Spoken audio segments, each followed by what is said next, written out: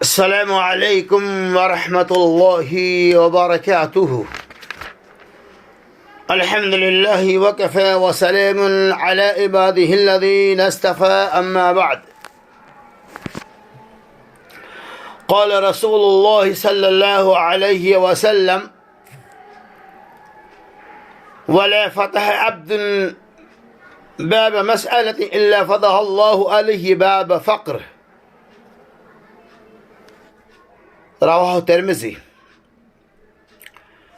رسول اللہ صلی اللہ علیہ وسلم نے ارشاد فرمایا: جو شخص مانگنا شروع کر دے اللہ تبارک و تعالیٰ اس پر فقر و تنگ دستی اور محتاجگی کا دروازہ کھول دیتا ہے، اور وہ شخص باوجود کہ مالدار ہوتا ہے، اس کا مال و دولت ہوتا ہے، اس کے باوجود بھی مانگتا پھرتا ہے. مزید آپ صلی اللہ علیہ وسلم نے فرمایا کہ یہ دنیا 4 قسم کے لوگوں کے لیے ہے.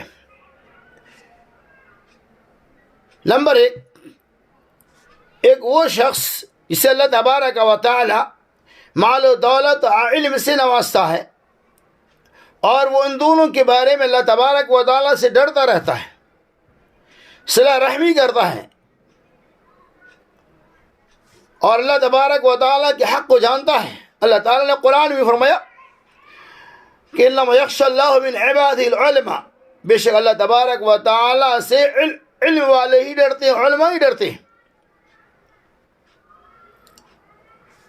ایسا آدمی سب سے افضل ہے.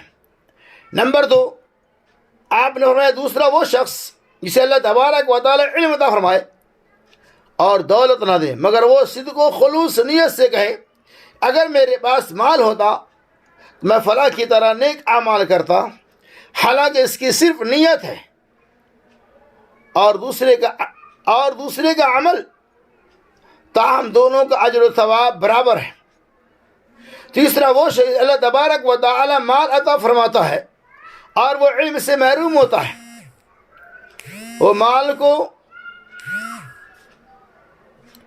بے تحاشا بغیر سوچے سمجھے بغیر علم کے خرچ کرتا ہے، اور اللہ تبارک و تعالیٰ سے ڈرتا ہے، نہ صلہ رحمی کرتا ہے اور نہیں اللہ تبارک و تعالیٰ کے حقوق کو جانتا اور ادا کرتا ہے.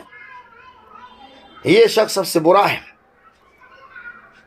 چوتھا وہ شخص جسے اللہ تبارک و تعالیٰ نے علم دیا نہ مال، لیکن وہ کہتا اگر میرے پاس مال ہوتا تو میں فلاں کی طرح برے کام کرتا، حالانکہ اس کی صرف نیت ہے اور دوسرے کا عمل، تاہم دونوں کا گناہ برابر ہے.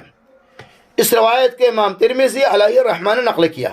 اللہ کے رسول صلی اللہ علیہ وسلم نے حدیث پاک کے اندر اس بات کو واضح کر دیا کہ دنیا میں یہ دنیا جسے اللہ تبارک و تعالی نے بنایا 4 طرح کے لوگ پائے جاتے ہیں، اور وہ 4 طرح کے لوگ کون ہیں اس کا تفصیلی تذکرہ اللہ کے رسول صلی اللہ علیہ وسلم نے اس حدیث پاک کے اندر بیان کیا. اللہ سے اللہ تبارک و تعالی ہمیں سننے سنانے سے زیادہ عمل کثیر کی توفیق رفیق عطا فرمائے. آمین. وآخر دعوانا ان الحمد للہ رب العالمین.